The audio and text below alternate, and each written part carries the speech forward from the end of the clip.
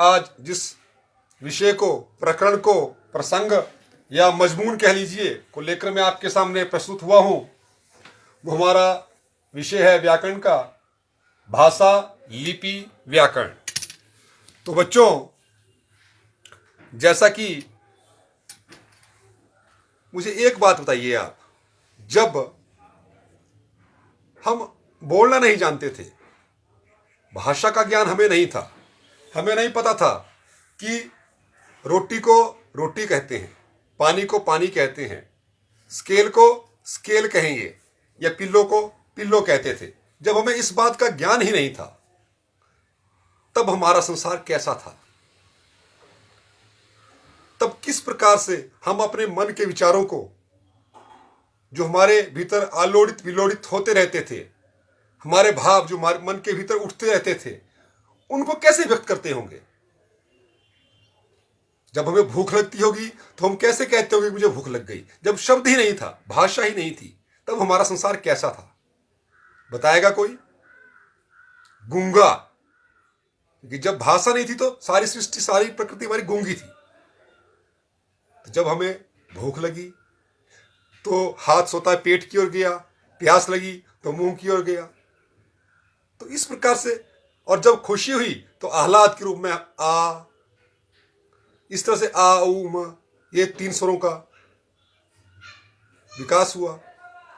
तो भाषा निरंतर विकसित होती रही, शुरू में संकेतों के माध्यम से।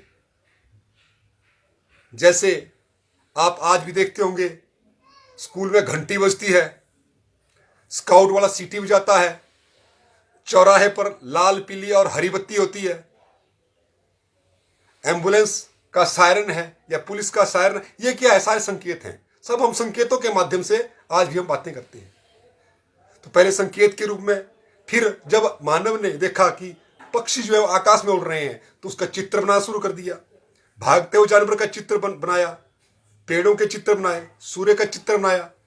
तो इस तरह से हमारी चित्रलिपि का विकास हुआ। तो बच्चों, हमारा आज का जो विषय है वो है भाषा, लिपि और व्याकरण।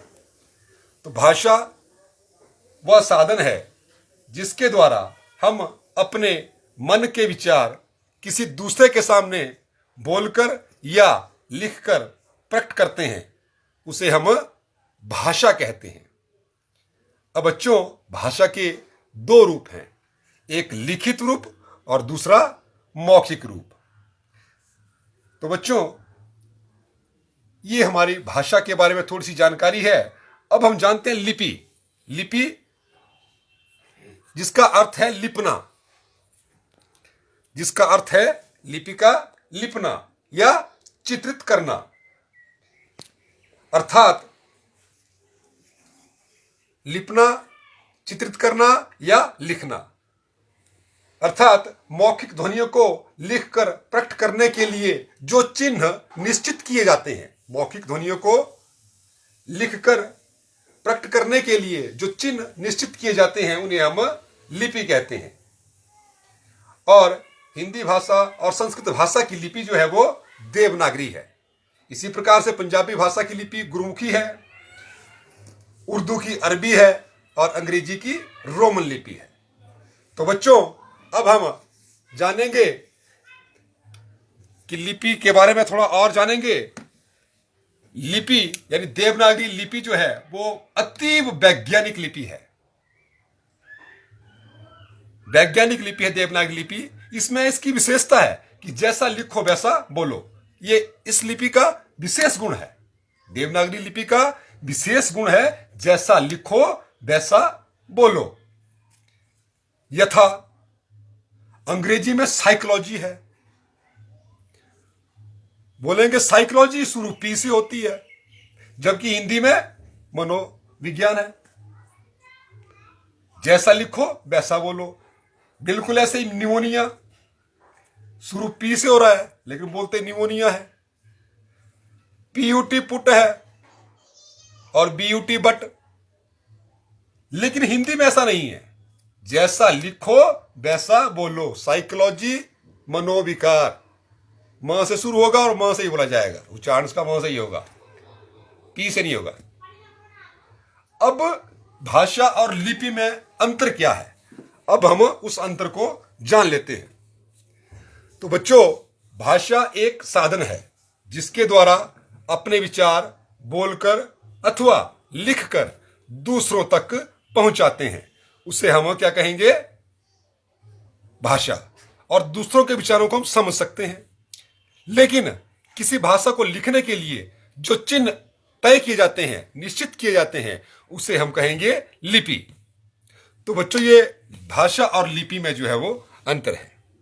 अब हम जान लेते हैं व्याकरण के बारे में। व्याकरण क्या है और व्याकरण की आवश्यकता क्यों है। तो बच्चों, व्याकरण वह शास्त्र है जो हमें किसी भाषा को शुद्ध रूप से बोलना, लिखना तथा पढ़ना सिखाता है। व्याकरण वह शास्त्र है जिसके द्वारा हम किसी भाषा को शुद्ध रूप से बोलना, लिखना तथा पढ़ना सीखते हैं। इसके 4 अंग हैं। कितने अंग हैं इसके? 4। पहला अंग है वर्ण विचार। इसमें वर्णों के आकार, प्रकार, उच्चारण, वर्गीकरण तथा उनके संयोग और संधि के नियमों पर विचार किया जाता है। दूसरा है शब्द विचार यानी एटिमोलॉजी। इसमें शब्दों के भेद, रचना, व्युत्पत्ति आदि का बोध होता है। और इसका तीसरा जो अंग है वो है पद विचार यानी मोर्फोलॉजी। पद विचार यानी मोर्फोलॉजी। तो इसमें हम पदभेद, रूपांतर और प्रयोग संबंधी नियमों पर विचार किया जाता है। इसका चौथा अंग है इसका वाक्य विचार यानी सिंटैक्स। इसमें वाक्य भेद, विभिन्न अंग, वाक्य रचना, वाक्य विश्लेषण, वाक्य संश्लेषण आदि पर विचार किया जाता है। लेकिन मुख्यतः इसके 3 ही अंग हैं, वर्ण विचार, शब्द विचार और वाक्य विचार। तो बच्चों, इस प्रकार से हमारा आज का जो विषय है भाषा, लिपि और व्याकरण यहीं पर समाप्त होता है। धन्यवाद। नमस्कार।